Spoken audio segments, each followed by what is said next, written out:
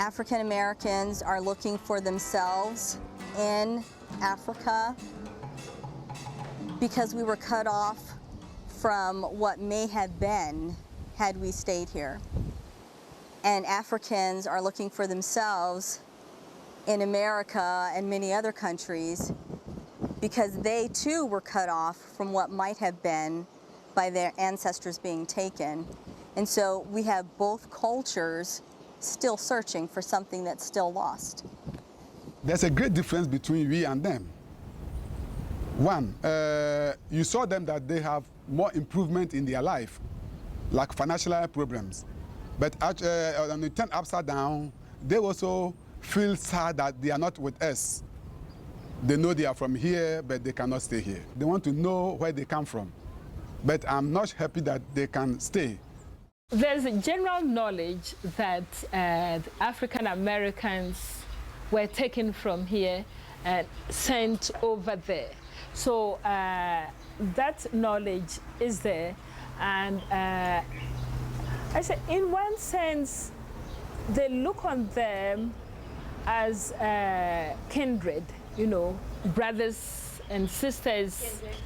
Yes, brothers and sisters who are out there.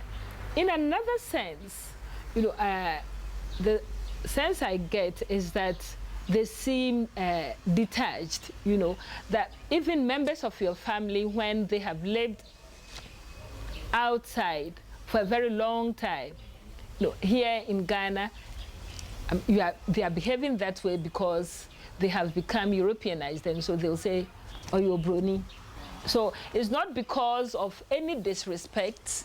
And so I wouldn't be surprised at all if people have been referring to you generically as Obroni. We prepared them. Foreigners, no way. They're still calling us Brony, which means foreigner, you know, which they used to basically associate with white people. So they'll call us Brony. In their mind, it just means that you're not me. You know, you're a foreigner. That because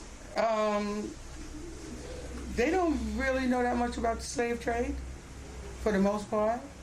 One of the worst experiences I had was going to the slave castle. So after the first time I went to the slave castle, there was no need for me to go back in there.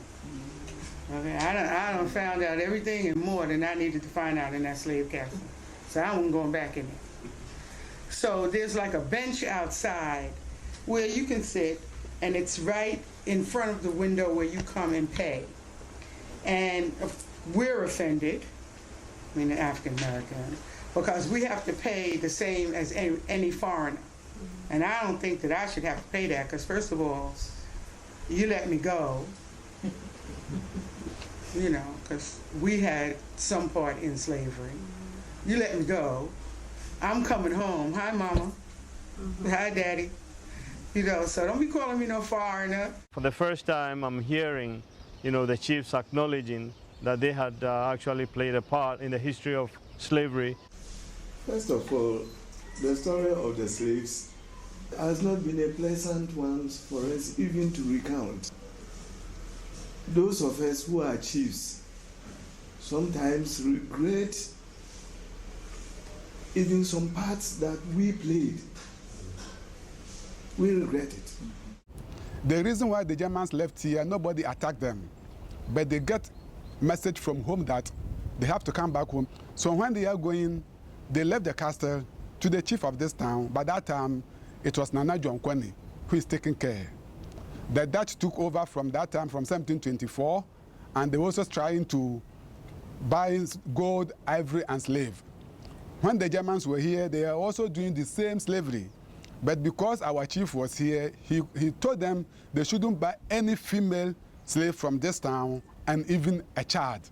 So they can only trade with men slavery.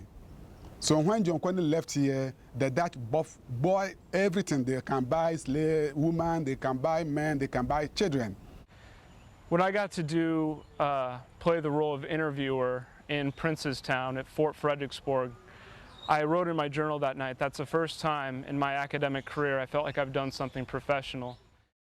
And there's this beautiful structure that was built originally as a fort. It was built to protect invaders and their commodities, which originally were things like gold and ivory. And of course they realized, oh, we can take some human bodies here and put them to use for cheap labor. These people did not commit any crimes. They were victims of crime, as a matter of fact. However, this is history. We just need to be very careful that history doesn't, repeat itself, especially when it comes to slavery. When I visited Cape Coast Castle, I felt a need to repent. And then the guide walks to a wall and he shows these white chalk marks. Like, okay, what are those? And he explains to us that when they found the castle and they went in there, the dried out remains of feces were that high.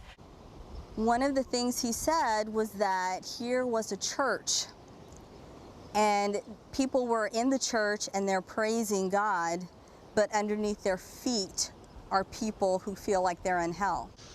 It was so hot, you can't imagine a person having to stay there, and then the fact that you add hundreds of people in the same place. People not knowing where they were going or what was happening to them. I could just feel their anguish and their fear.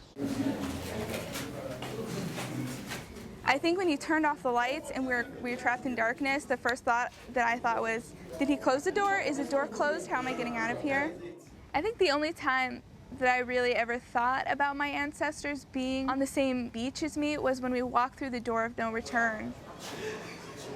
When he opened the door, there was just this blinding light. There was a blinding light and you couldn't see anything. And then he opened it all the way and you stepped out and you saw the same thing. And for just an instant you thought, am I coming back? I could still smell the smells and I could still hear the cries, the agony and the suffering. Life goes on. It sounds bad in itself, but talking to the people and trying to understand, how they carried on after slavery and how such an injustice was imposed on the people, what it comes down to, looking and walking through the slave castle and watching some people have different emotional responses, but looking beyond those castle walls and just seeing people going about their day-to-day life. Some kids out there doing acrobatics for some money and just trying to make the most out of their experience. We might be coming back, but they're still going through some of the poverty and the difficulties that they experience on a day-to-day basis. So to ask them questions about the 1800s when they weren't alive and their families were trying to make it and understand their experiences and get by on a day-to-day basis, I think that life goes on.